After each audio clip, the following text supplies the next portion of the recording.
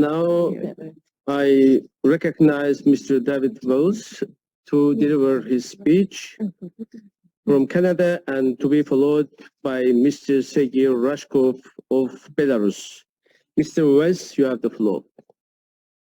Thank you, Mr. President. Dear colleagues, I wish to thank the Rapporteur, Madame Kugler, for her report, and in particular the need for better data and better data management. As the OSCE navigates new and unprecedented challenges, I will share my thoughts on the need to adopt a common approach in imposing economic sanctions and ensuring the full implementation. We have seen how Russia has tried to deter us from supporting Ukraine through manipulation of food and energy markets, as the war continues to undermine our economies, increase commodity prices, and disrupt supply chains. The economic dimension of the OSCE has never been more relevant. We must forcefully respond to the attack of Ukraine's sovereignty through a shared approach of sanctions against Russia, and of course I include Belarus in this. Over the past year, Canada and other like-minded states have imposed wide-ranging and coordinated sanctions on Russia. These include freezing of Russia's central bank reserves, removing many of Russian financial institutions from the international bank messaging system, and the imposition by the EU and the G7 of a price cap for certain services in relation to Russian oil.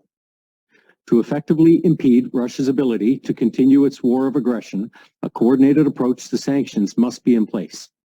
With improved coordination of export bans and effective tracking of goods flowing to Russia, sanctioning countries can significantly increase the cost of war to Russia. One notable effort includes the Russian elites, proxies, and oligarchs task force, also known as REPO, formed by Canada and its allies. This task force has leveraged extensive multilateral coordination to block or freeze billions of dollars of sanctioned Russians' assets, and its members have agreed to take measures to find, restrain, and confiscate high-value goods and other assets of sanctioned individuals and entities. As we implement sanctions and other restrictive measures against Russia, we must also be vigilant that people and organizations cannot undermine the sanctions put in place. I know of states represented in this assembly that continue to export to Russia using third-party countries for transshipment. Thank you. Colleagues, sanctions have proven to be a significant effect on the Russian economy.